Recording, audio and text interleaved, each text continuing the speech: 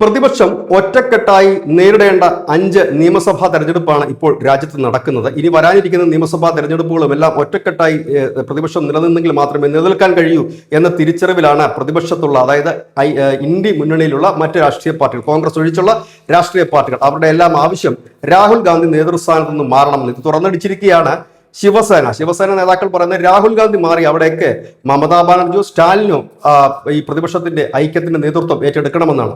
മമതാ ബാനർജിയുടെ പാർട്ടി പറയുന്നത് മമതാ ബാനർജി തന്നെ പ്രതിപക്ഷ നേതാവാകണമെന്നാണ്.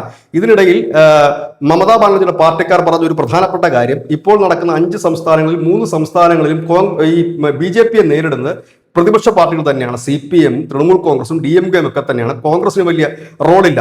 ഈ 5 സംസ്ഥാനത്തും പ്രതിപക്ഷം ഛിന്ന ഭിന്നമായിട്ട് നിന്ന് BJP നേരിടേണ്ട സ്ഥിതി വന്നത് രാഹുൽ ഗാന്ധിയുടെ കഴിവില്ലായ്മ മൂലമാണ്. കാരണം ആഭ്യന്തരമായി അനൈക്യം മൂലമാണ്. ഒന്നിച്ചു നിന്നിരുന്നെങ്കിൽ ഒറ്റക്കെട്ടാണ് തങ്ങളെന്നൊരു ചിന്ത ജനങ്ങൾക്കിടയിൽ നൽകുവാൻ കഴിയുമായിരുന്നു. ഒറ്റക്കെട്ടായി BJP എതിർക്കാൻ കഴിയുമായിരുന്നു. പക്ഷെ പല സംസ്ഥാനത്തും ഈ ഞങ്ങളെ കണക്കുള്ള പ്രതിപക്ഷ പാർട്ടികൾ മാത്രമാണ് BJP നേരിടാൻ മുൻപന്തിയിലുള്ളത്. അതുകൊണ്ട് ആ രീതിയിൽ മുൻപോട്ട് പോകാൻ കഴിയില്ല എന്നാണ്.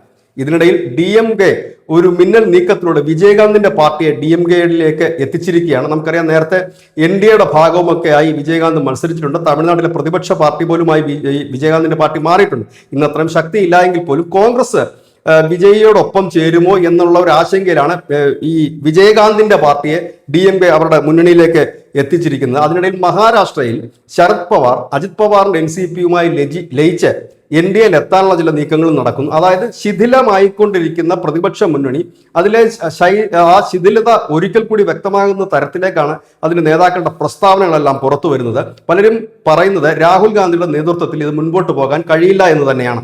News desk, Malayalam.